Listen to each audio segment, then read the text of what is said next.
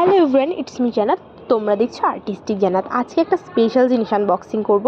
আমার একটা ফ্রেন্ড ছিল, যখন আমি নতুন ইউটিউব চ্যানেল খুলেছিলাম তখন সে আমার প্রথম সাবস্ক্রাইবার ছিল। তারপর সে আমাকে প্রথম এই গিফটটা করেছিল, বলেছিল তোমার ইউটিউব চ্যানেল খুলেছো তাই এই গিফটটা করলাম, জান্নাত টু ইউ। তো এটা আমাকে সে আমার জন্য তৈরি করেছিল। তো দেখা যাক এটার মধ্যে কি আছে। আমি কিন্তু খুলিনি, আমি রেখে দিয়েছিলাম। বিগত 1 মাসে আমি খুঁজেই পাইনি এটা কোথায় রেখেছিলাম। হঠাৎ আজকে গুছাতে গিয়ে চোখে পড়লো, ভাবলাম ভিডিও করে আনবক্সিং করা যাক। তো প্রথমে ছিল একটা কুকি, অনেক সুন্দর লাগছিল এটা। ও কিন্তু অনেক ভালো আঁকতে পারে। আর হ্যাঁ, ও কিন্তু হিন্দু ধর্মের, তো হিন্দুরা মোটামুটি আঁকতে অনেক ভালো পারে, আমি যতটুকু শুনেছি ছোট থেকে।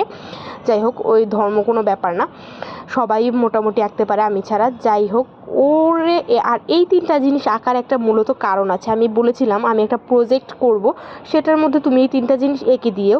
তো ও আমাকে ওইটার সাথেই এঁকে দিয়েছিল। তবে আমার তো প্রজেক্ট আমি কবেই জমা দিয়েছি, এটা তো আমার খোলার কথা মনেই ছিল না।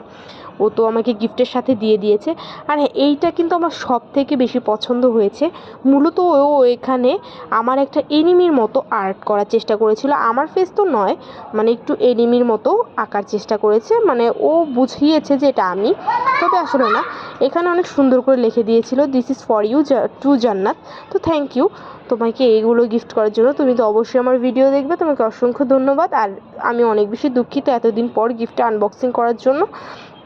আর মূলত এখানে লাস্টের একটা জিনিস নিয়ে তোমরা হয়তো অনেকেই বুঝতে না পারো যে আসলে এটা কেন দিয়েছে, please come back to group. এটার অর্থ হচ্ছে আমি যেহেতু তাদের গ্রুপের লিডার ছিলাম, বললামই তো, এটা অনেক দিন আগের, প্রায় আমি যখন নতুন ইউটিউব চ্যানেল খুলেছি তখন। তো তখন ও আমাকে এটা দিয়েছিল, কারণ আমি যেন তার গ্রুপে ফিরে যাই। আমি একটু অভিমান করেছিলাম ধরতে গেলে, তোমরা মিলিয়েছিলে, সব কিছু মিলিয়ে উপহার দিয়েছে। তো যাই হোক, থ্যাংক ইউ তোমাকে।